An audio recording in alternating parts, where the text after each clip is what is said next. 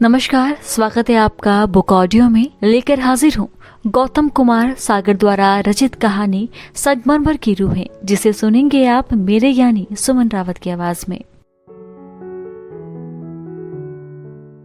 सन 1633-34 शाम का धुंध लगा।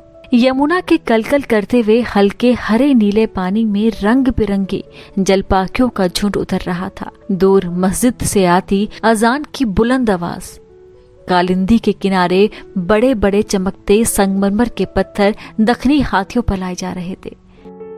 संगमरमरी पत्थरों की आमद महीनों से जारी थी। शाम के वक्त सामान और पत्थर ढोने वाले घोड़ों, हाथियों, ऊंटों को यमुना का शीतल व स्वच्छ पानी पिलाया जा रहा था।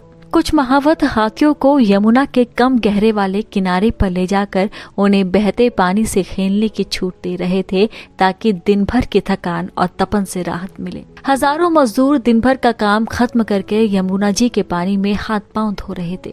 हजारों मजदूर दूसरी पाली के काम के लिए एकत्रित हो रहे थे। ज्यादातर मजदूर निकटवर्ती इलाकों से आए थे, तो कुछ बादशाह सलामत द्वारा जीते हुए प्रदेशों के गुलाम भी। ऊंचा कद और गुदगुदे बदन वाला अधेड़ उम्र का पठान व्यक्ति शाही सजावट वाले तंबू में कुछ लोगों के साथ बैठा मंत्रणा कर रहा था। आज जहांपनाह ने मुझे दरबार में बुलाया था। मैंने उन्हें बन रही शाही इमारत के काम के बारे में बताया। वे चाहते हैं कि मेहराब मीनारों पर कुछ अलग तरह के नक्काशा की जाए। उन्होंने बुनियाद के गुप्त तहखाने के बारे में भी बातें की। वो व्यक्ति बातें करते हुए संजीदा था। उसके गोरे ललाट पर तनाव की लकीरें बन और मिट रही थी।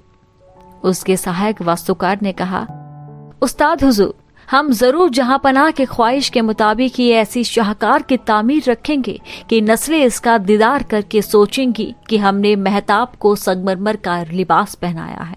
दूसरे सहायक ने कहा, हम लोग उसे ऐसे सजाएंगे मानो वो महरूम बेगम के दुपट्टे की तरह बेल बूटों से सुसज्जित दिखे। बन रही इमारत से संबंधित और भी कई बातों की चर्चा हुई और मुख्य वास्तुकार उस्ताद अहमद ने उस बैठक को समाप्त किया। एक लौंडी बकरे का शोरबा लेकर उस्ताद की खिदमत में हाजिर हुई। उस्ताद ने मसालेदार और गर्म शोरबे का लुत्फ उठाते हुए तंबू के सुराख से देखा। सामने यमुना आंचल पसार के स्वच्छंद बह रही थी और उसके तट पर एक विशाल सफेद इमारत आकार लेने को तैयार थी। उसके दिमाग में ये शाही और अद्वितीय इमारत बन चुकी थी। वो अपने मानस नेत्रों से देख रहा था। मुख्य आधार के कोनों पर 4 विशाल ऊंची मीनारें हैं। इन मीनारों में एक खास बात है, ये चारों बाहर की ओर हल्की सी झुकी हुई हैं, जिससे कि कभी गिरने की स्थिति में ये बाहर की ओर ही गिरे एवं मुख्य इमारत को कोई भी क्षति न पहुंच सके। संगमरमर का गुंबद इसका सर्वाधिक शानदार हिस्सा होगा, जो दूर से ही लोगों को आकर्षित करेगा। इधर यमुना के किनारे गीली मिट्टी में उगे जामुन के पेड़ के नीचे एक चट्टान पर 16-17 साल की उम्र के किशोर और किशोरी बैठे थे। किशोर का नाम था मंगल और किशोरी का रत्ना। मंगल बोला, रत्ना, तुम्हें पता है कि यहाँ क्या बन रहा है? इस पर रत्ना ने कहा, मंगल, मेरे बापू कहते हैं कि जहांपनाह की मरी हुई महारानी के लिए यहाँ पर कब्रगाह बनाई जा रही है। इस पर मंगल ने और जानकारी देते हुए कहा, बादशाह की जन्नत नशी बेगम जो अभी सैकड़ों मील दूर कहीं दफन है, उन्हें यहाँ लाकर दफनाया जाएगा। रत्ना ने आगे जोड़ा, बेगम मुमताज महल की मौत बुरहानपुर के शाही महल में हुई है। इसके बाद उनका शव आहूखाना ले जाया गया। आहूखाना के समीप ही पाइन बाग में उनकी लाश को एक विशेष ताबूत में कब्र में रखा गया है। ताबूत को उस समय के विशेष लेप और दबाव से संरक्षित किया गया है। ये दोनों मजदूरों की बस्ती के बाशिंदे थे। रत्ना का बाप पत्थर तराशने का काम करता था और मंगल अनाथ था। उसे उसके चाचा ने पाला था। कहते हैं मंगल का बाप, जो किले में खानसामा का सहायक था, एक बार शहजादे को शराब परोसते हुए उससे सुराही जमीन पर गिर गई थी। धुत शहजादे ने उसके हाथ पांव बांधकर यमुना जी में फिकवा दिया था। बादशाह अपनी रानी को बहुत प्यार करता था ना? रत्ना बोली, प्यार? ये बादशाह लोग किसी से प्यार नहीं करते, केवल दिखावा करते हैं और हम रियाया का खून चूसते हैं। उसके लफ्जों में दहके हुए अंगार थे। रत्ना ने समझाया, हम सब बादशाह के रहमो करम पर ही जिंदा है। ऐसी बातें कहकर क्यों अपना जी जलाते हो? आवाम के खून पसीने से जो उजली इमारत खड़ी की जा रही है, देखना इसका फल भुगतना होगा। आवाज में बला का दर्द था। शायद पिता की मौत को वो भूला नहीं था। तुम शाही निजाम से इतने चिड़े क्यों रहते हो? मंगल खामोश रहा। उसकी आंख के कोने से एक आंसू टपक पड़ा। रत्ना ने मंगल का व्यथित मन देख इस विषय को वहीं विराम दे दिया। रत्ना मंगल के दुखी मन को दूसरी तरफ मोड़ने के लिए जतन करने लगी। वो कुछ सोच कर बोली, तुम यहीं रुको, मैं अभी आई। मंगल कुछ पूछता इससे पहले वो हवा हो गई। हिरनी की तरह कुलांचे भरती हुई रत्ना को मंगल प्यार भरी नजरों से देखता रह गया। रत्ना वापस आई। उसने अपनी कुर्ती की जेब से पत्तों में लिपटा हुआ कुछ निकाला। वाह, मालपुए! मंगल रस भरे मालपुए देखकर बच्चे की तरह खुश हो गया। रत्ना ने अपने हाथों से मंगल को मालपुए खिलाए। मंगल की जीवा का स्वाद बदलते ही उसके मन का स्वाद भी बदल गया। कहा जाता है ना कि मनपसंद पकवान से भी जीवन की कुछ पीड़ाएं कम होती हैं। मंगल ने रत्ना से कहा, अपनी आंख बंद करो। रत्ना ने मुस्कुराते हुए मंगल की बात मान ली और आंखें बंद कर ली। कुछ क्षण के बाद, आंखें खोलूं? रत्ना ने दोबारा पूछा। मंगल, बोलना, आंखें खोलूं अब? कोई उत्तर न पाकर रत्ना ने पहले एक आंख खोली, फिर दूसरी आंख खोलकर देखा। वहां मंगल नहीं था। अरे मंगल कहाँ गायब हो गया? उसने खुद से सवाल किया। शाम घिर रही थी। मंगल, मंगल! वो आवाज देने लगी। तभी रत्ना की माँ की आवाज सुनाई दी। अरे करमजली, इस सोने में क्या कर रही है? चल, घर पर कितने काम पड़े हैं। माँ के सिर पर पानी के 2 घड़े थे। रत्ना ने एक घड़ा माँ के सिर से उतार कर अपने सिर पर रख लिया। रत्ना माँ के साथ चुपचाप चल दी। वो बार बार पीछे मुड़कर देख रही थी। मंगल का कहीं पता नहीं था। किरमजी रंग के फाहे आसमान के इस किनारे से उस किनारे तक बेतरतीब फैलते जा रहे थे। आसमान किरमजी से सुरमई और सुरमई से सिहाया होता गया। ऊंचे दरख्तों की बेतरतीब कतार की ऊंट में पगडंडी भी सो गई। फिर उदास रात के झिंगूरी सन्नाटे में पहला तारा मुसाफिर के उदास गीत की तरह चमक उठा। हवा की खुनकी तेज तर होती गई। कुछ दिन बीते। इस बीच उस दिन के बाद रत्ना मंगल को ढूंढती, लेकिन वो कहीं ना मिला। आखिर कहाँ चला गया? आज शरद पूर्णिमा की रात थी। चंद्रमा का सौंदर्य देखने लायक था। ज्यों ज्यों रात जवान हो रही थी, धवल चांदनी हवा में कपास के फाहों की तरह खिलखिला रही थी। आज की रात मुगल महलों के कोने कोने भी सितार, मृदंग आदि की धुनों एवं शाही नृत्यांगनाओं के घुंघरुओं की ध्वनियों से गुलजार थे। हिंदू प्रजा अपने इष्ट भगवान कृष्ण को याद कर रही थी। आज शरद पूर्णिमा को मथुरा, वृंदावन सहित अनेक स्थानों पर रास लीलाओं का आयोजन किया गया था। वनिताएं जीवन की व्यथा पीड़ा सब भूलकर गीत गा रही थी, चहक रही थी। रामायणी बाबा कथा कर रहे थे कि लंकाधिपति रावण शरद पूर्णिमा की रात किरणों को दर्पण के माध्यम से अपनी नाभि पर ग्रहण करता था और शक्ति एवं बल प्राप्त करता था। आज की प्युष्वारा रात्रि में मजदूरों की बस्ती में लोक गीतों का जलसा था। जलसे में बस्ती के श्रमिक अपने परिवार के साथ जमा थे और गीत का आनंद ले रहे थे। छलक जइयो हो चंद्रमा आज, राधे के संग नाचे गोकुल युवराज। रत्ना के माँ बापू भी उस मजमे में गए हुए थे। रत्ना अपने तंबू नुमा घर में अकेली थी। वो सीप जड़े दर्पण में अपना मुख निहार रही थी। अकलांकित दर्पण में अपने दीप दीप मुखमंडल को निहारते हुए किसी और की नजर से भी खुद की सुंदरता को निखारने की चंचल कोशिश कर रही थी। रत्ना अपनी अनारी होंठों की लाली को निर्मिमेश निहार रही थी। तभी कोई आवाज गूंजी। रत्ना खौफजदा हो गई। झोपड़ी में अंधेरा था। आरती का दीपक पूजा के ताखे पर रखा हुआ था। दीप की कमजोर लौ खिड़की से आती हवा से सिर धुन रही थी। रत्ना को याद आया कि माँ ने चेताया था कि दरवाजे भिड़ा कर रखिए। बादशाह के कुछ पियक्कड़ सैनिक अंधेरे और सोनेपन के फायदा उठाकर कमसिन लड़कियों को उठा कर ले जाते हैं। माँ ने उसे चक्कू जैसी तेज हथियार भी साथ रखने की बोली थी कि कोई हाथ धरे कि सिर उखाड़ दो। उसे याद आया कि उसने वो हथियार आंगन में कहीं रख दिया है। अंधेरे में उसे तलाशना भी मुश्किल था। उसे याद आया कि बापूजी ने कहा था, जब खूब डर लगे तो गिरधारी को याद करना, वो कलयुग में भी सच्चे पुकारने वाले की मदद करता है। वो स्मृति से कृष्ण मंत्र दोहराने लगी। तभी लगा किसी ने उसके सिर को छुआ। वो एक मासूम गिलहरी से उछल पड़ी। कोई मजबूत हाथ उसे पीछे से जकड़ चुका था। फिर सिर पर कुछ भारी सा हाथ लगाया तो एक सुंदर सा गुलाबी फूल था। वो पलटी तो उसकी आंखों से भय तिरोहित हो गया। मंगल खड़ा मुस्कुरा रहा था। रत्ना ने अपनी खुशी को छुपाते हुए पूछा, कहाँ भाग गए थे उस दिन और इतने दिन कहाँ थे? तुमने इतने जायकेदार मालपुए खिलाए तो मुझे तो बदले में कुछ देना चाहिए था। मैं तुम्हारे लिए शाही बगीचे से रानियों वाला फूल लाने की ताक में था। आज मौका मिला तो ले आया।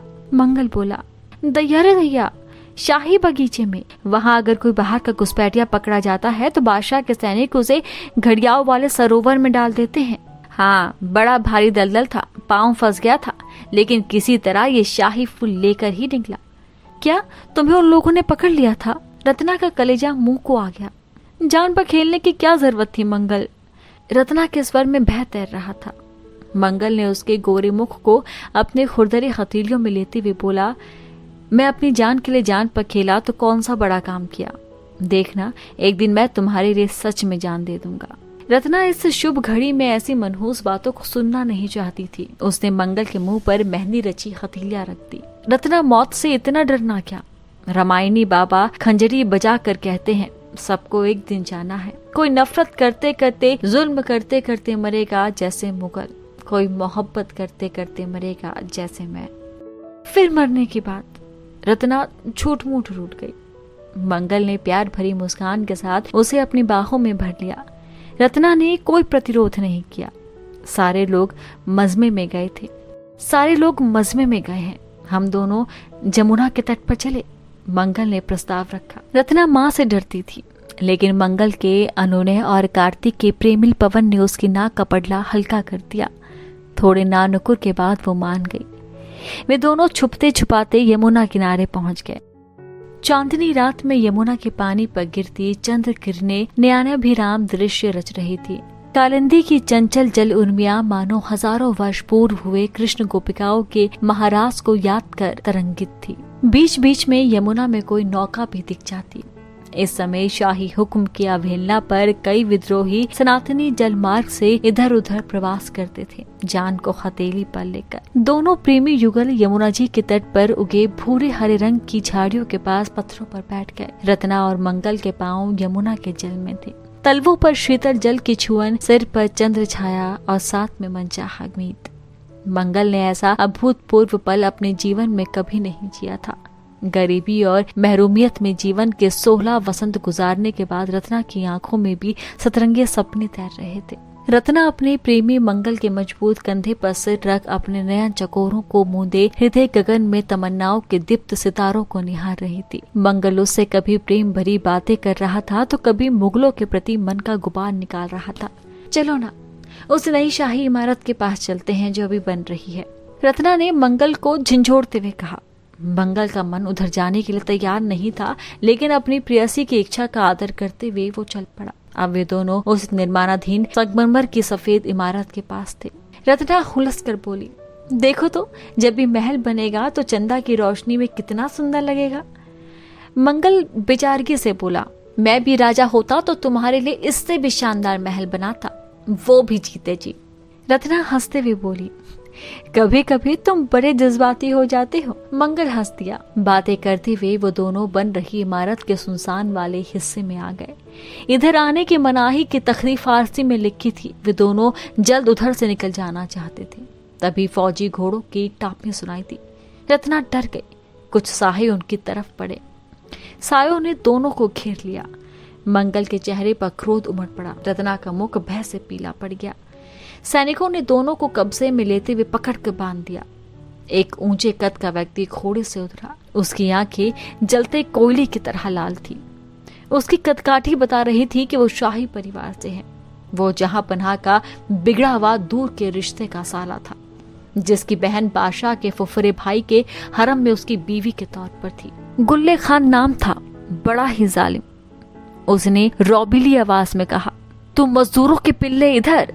रत्ना गिड़गिड़ाने लगी। वो मंगल को 2 तमाचे मारकर हवस भरी नजरों से रत्ना को ऊपर से लेकर नीचे देखता रहा और बोला, तुम्हें तो हम अपने हरम में रखेंगे। मंगल के बाजू फड़क उठे। वो पकड़ से छूटने को जोर लगाने लगा। उसने गुल्ले खान को गाली के साथ चुनौती दी, कुत्ते, एक बार मेरा हाथ खोल दे। गुल्ले खान ने उसके हाथ खुलवा दिए। साले को सुअर की मौत मारो। लेकिन मंगल ने हाथ खुलते ही वहां पड़े संगमरमर के पत्थरों को उठा उठा कर बेहताशा दुश्मनों पर फेंकना शुरू कर दिया। इस अचानक हमले से घोड़े बेकाबू हो गए और अफरा तफरी मच गई। इसका फायदा उठाकर मंगल और रत्ना भागे। वे उस बनती हुई संगमरमर की इमारत के बरामदे में आकर छुप गए। गुस्साए गुल्ले खां उसके सिपाही पागलों की तरह उन्हें ढूंढने लगे। आखिर उस चांदनी रात में वे कहाँ छुप पाते। अंजोरिया रात में शरद पूर्णिमा की पवित्र रात को दो प्रेमी के सिर पर मौत नाच रही थी। सैनिक जब उन्हें ढूंढते हुए पास पहुंचे तो वो दोनों फिर भागे।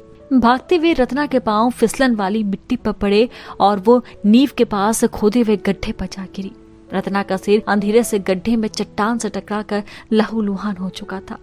मंगल अपनी रत्ना को बचाने के लिए उस गहरे गड्ढे में कूद पड़ा। गड्ढे में अंधेरा था। गुल्ले खान ने समझा कि लड़की मारी गई। अब अगर बादशाह को ये पता चलेगा कि बन रही संगमरमरी इमारत में मैंने 2 लोगों को मार कर फेंका है तो इस मुकद्दस इमारत के लिए इसे अपशकुन मानकर मुझे कारागार में डलवा देंगे। उसने सिपाहियों को हुक्म दिया, इनको इसी बुनियाद के तहखाने में दफन कर दो। जब मुख्य वास्तुकार उस्ताद अहमद को ये बात मालूम हुई तो उन्होंने गुल्ले खान को खरी खोट की सुनाई। आपने अच्छा नहीं किया। जहां पना जिसे प्रेम की निशानी के रूप में बना रहे थे, आपने उस मुकद्दस इमारत को बनने से पहले ही 2 प्रेमियों के खून से दागदार कर दिया। गुल्ले खान शराब के नशे में धुत बोला, ये बात हमारे और आपके बीच ही रहे। कोई ये ना जान पाए कि यहाँ कुछ हुआ था। उन दोनों के खून को धरती जज्ब कर चुकी है। आप भी अपने दिल में इस राज को हमेशा के लिए दफन कर दें। गुल्ले खान की माँ ने भी वास्तुकार के हाथ पांव जोड़े कि रहम करे, ये बात बादशाह तक ना पहुंचे। सन 1653 इमारत बनकर तैयार हुई। वास्तु का नायाब नमूना 20,000 से अधिक मजदूरों का खून पसीना शामिल था। अब आगरे के तख्तो ताज पर कोई और था। यमुना नदी ने इन वर्षों में मुगलिया वंश में कई उठापटक देखे। शमशीरों ने बाप बेटे के फर्क को भी बिटा दिया था। सत्ता की भूख रिश्तों को तार तार कर चुकी थी। जहां पनाह कैद खाने से मोहब्बत की निशानी को देख रहा था, उसकी नीली आंख में आंसू थे। उसके बेटे ने ही उसे गद्दी से हटाकर कैद खाने में डलवा दिया था। वो बेसाख्ता इमारत को ताकता रहा। उसकी आंखें कई बार चौंक जाती। संगमरमर की सपनीली दूधिया इमारत के बरामदे में सुनसान रात को 2 साए दिखते थे। कभी कभी एक लड़की दिखती जिसके बालों में शाही गुलाबी फूल दिखता था। एक लड़का दिखता जो उसका हाथ पकड़े यमुना को निहार रहा हो। ये कौन है? कैद खाने की खिड़की से झांकते हुए शाहजहां अक्सर ये सवाल करते। मोहब्बत की इस मुकद्दस निशानी पर ये रूहें कौन है? कभी कभी बादशाह स्वप्न में देखते कि कोई और है जो मोहब्बत में मुझसे भी कई गुना आगे था। ये संगमरमर की निशानी कहीं उसकी मोहब्बत की निशानी तो नहीं, लेकिन वो कौन है? तो आप सुन रहे थे संगमरमर की रूहें, मेरे यानी सुमन रावत की आवाज में, जिसे लिखा है गौतम कुमार सागर ने। जल्द हाजिर होंगी लेकर कुछ ऐसी ही कहानियां। तब तक सुनते रहिए बुक ऑडियो।